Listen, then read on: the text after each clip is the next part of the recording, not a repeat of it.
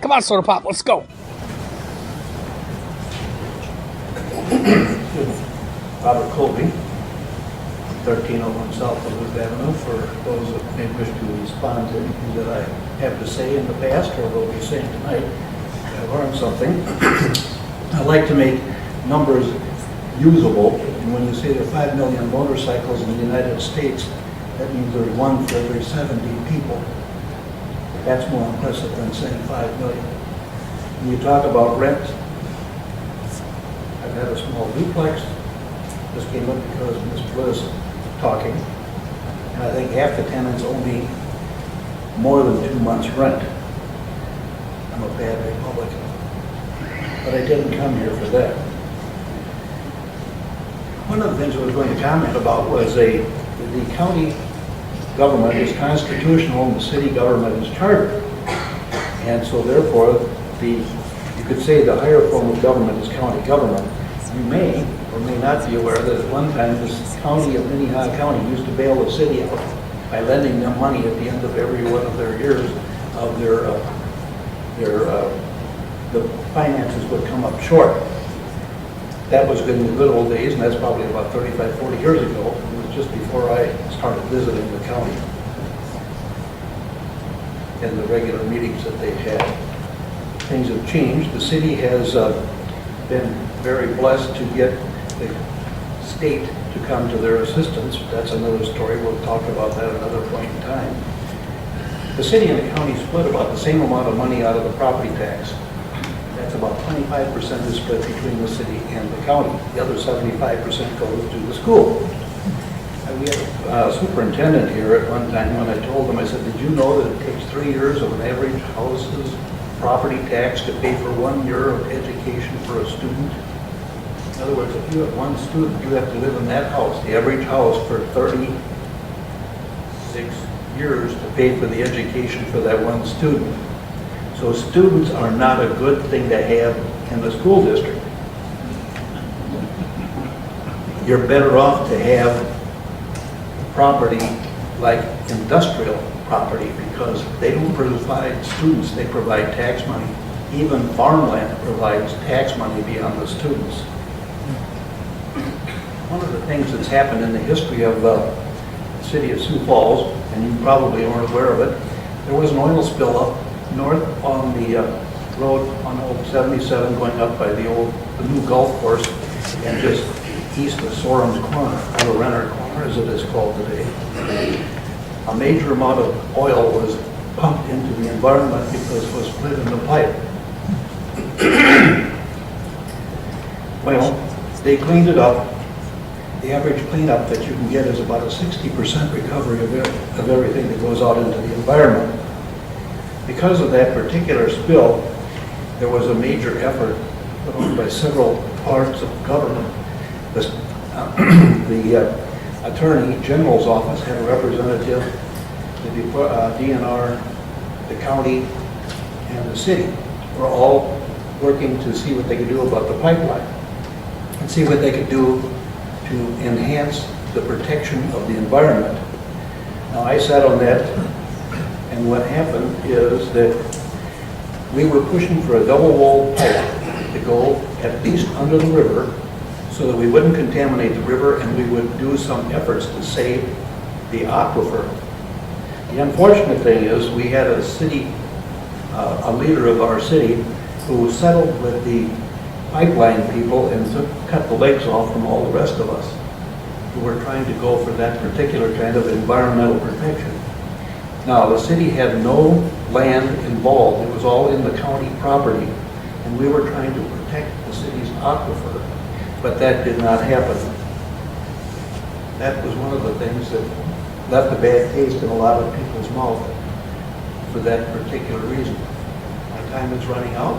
Thank you very much. And 1301 South Duluth, that's where you can respond. I hope you have a good day and a good week. Thank you, Bob. Appreciate that. Folks, is there anybody else who wanted to engage in council? Oh.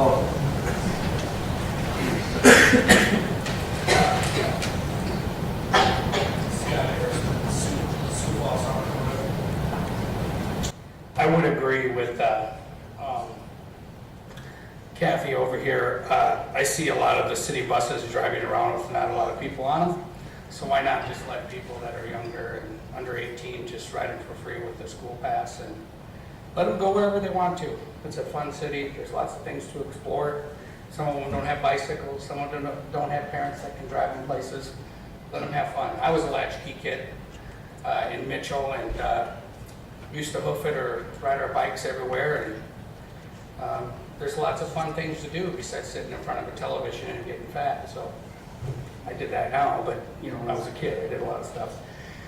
Anyway, I was watching Mayor Heather's Ask the Mayor the other day. It seems to be that the mayor's under the impression that sweeping the streets are a government handout. Kolbe said on the show, Sioux Falls, we don't have to wait for the street sweepers to come by and sweep our streets. We don't have to.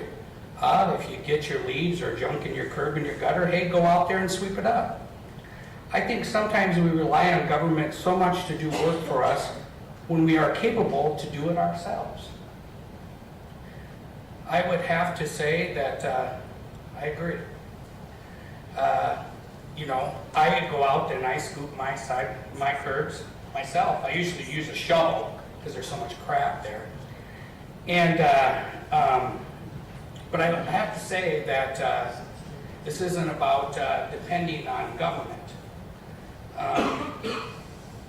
The streets are owned by the taxpayers. We pay taxes to maintain them. That includes repair, resurfacing, potholes, snow plowing, and yes, sweeping them. The city maintains a public works department that owns street sweepers that we pay for. We pay the people to operate the street sweepers. That's part of our taxes. Do I expect government to do everything for me? No. There's a lot of things I don't want government doing for me. But I figure I pay taxes to maintain my streets. We have street sweepers. We have people that run them. Why on earth wouldn't we expect them to do this job for us? Besides the fact that our storm sewage systems, when our curbs and gutters are clean, it helps them a lot and saves us a lot of money when there's not a lot of garbage going down in those stone drawers. The street sweepers save us a lot of money, and they should be sweeping the streets all the time. As for government expecting to do things for us, let's talk about that a little bit. We spent $500,000 for an indoor tennis center, and it has 102 members. I don't expect government to do that for us. We're spending $24 million in an indoor aquatic center. I don't expect government to do that for me. We spent $115 million on an entertainment center. I don't expect government to do that for me. Government's first expectation is to provide services. Wow, what a concept.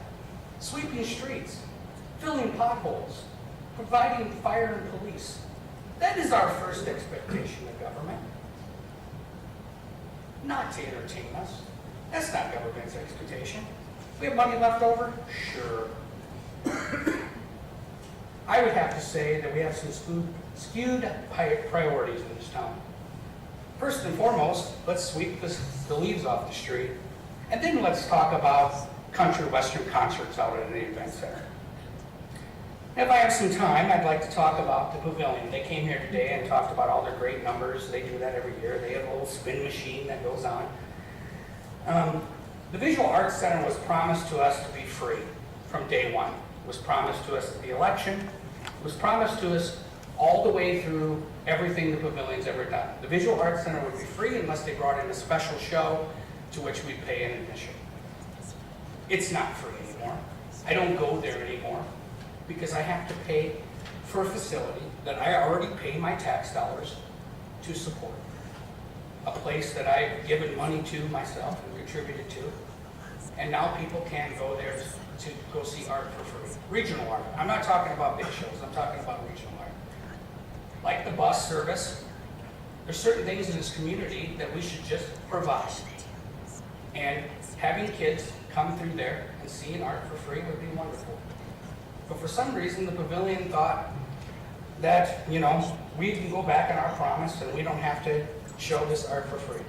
I would hope that the council has the courage to encourage the pavilion to provide free visual art, regional and local shows to people and go back to their original promise. I don't even want to go on and on about all the other things that go on here. I just want to say, go back to your original promise and let us have the Visual Arts Center for free. Let us walk in there any day it's open and let us see art. That was the promise that was made to us. We've spent over $50 or $60 million on the facility. Tax money. Can we go in there and look at a painting for free? Seriously. Hold their feet to the fire. And I mean it. Hold their feet to the fire. Because they haven't brought in that much money from charging admission, let's be honest here. And lastly, I'd just like to say that I support the cleaning up the Big Sioux River. But you gotta go big here. You can't just do it piecemeal together. I've suggested that you need to build a filtration dam and to stop what's coming into Sioux Falls. It's gonna take a lot of money and a lot of effort from the feds, from counties, from state government. But don't piecemeal this together and just kind of go along with it. You're gonna have to go big. This ain't a little deal. Thank you. Thank you, Scott. Welcome. Sorry, one more tonight. Greg Neitzert, Sioux Falls. I hope I've built a reputation for not being a bomb thrower and someone who does his homework. I also don't care about personalities, I care about policy and principle. I don't take policy differences personally, and neither should you. If I disagree with your policy, it's not an attack on you personally, so I hope you'll take what I'm about to say in that spirit. First, can we please stop attacking those who disagree with your policies as negative, naysayers, picky, and whatever else? These are simply ad hominems designed to shut down debate by discrediting and dismissing those with whom you disagree. Let's debate ideas and policy instead of attacking personalities.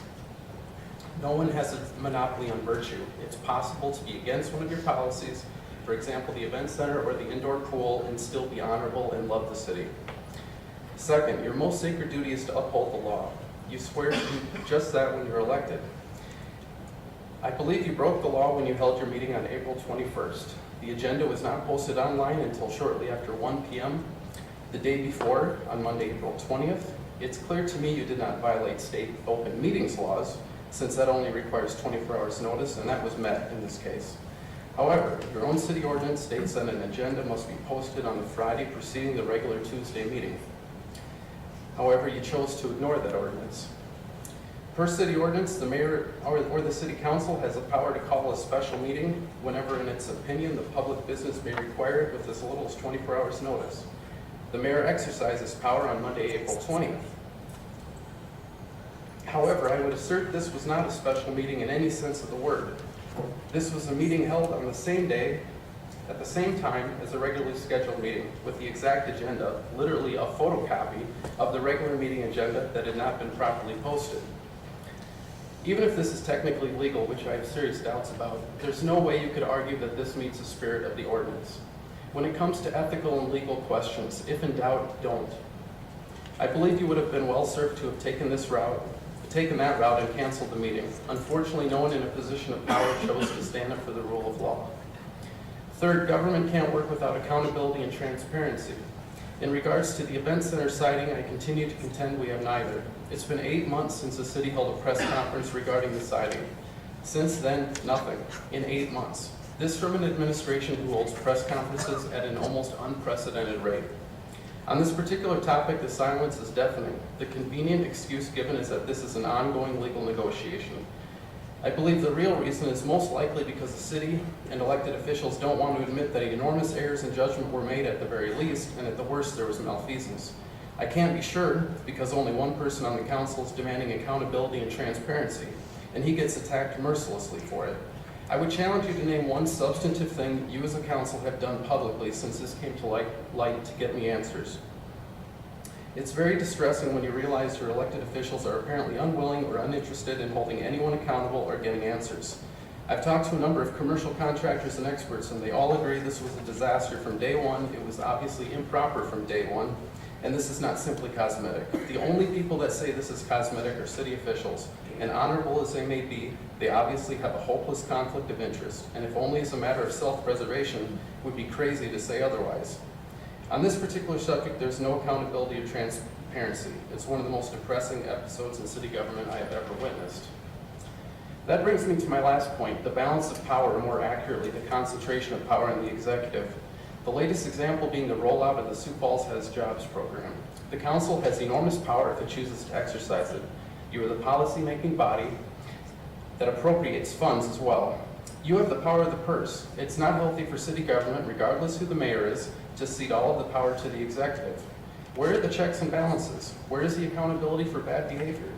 How many times are you willing to be kept in the dark until the last minute by the administration on important city matters?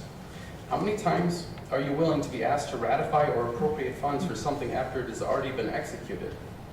You were kept in the dark about the indoor pool and its cost overrun until the last minute. A few of you expressed dissatisfaction with that at an informational meeting.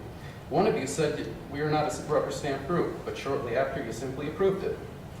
In regards to the Sioux Falls Has Jobs program, we may pay perhaps $50,000 to $100,000 for nothing more than a website aggregator that brings absolutely nothing new to the table. When you ratified that contract, you didn't just spend tax dollars on an ill-conceived self-serving campaign, you effectively ratified your irrelevance and impotence as a council. You also voted your approval for this sort of behavior to continue. When there are no consequences, why would it not? Why would you be surprised when this happens again? Rather than approving the contract, why did you not defund it and pass a resolution censuring the executive branch and community development for flouting the law? When will you exercise the power that you do have? Thank you.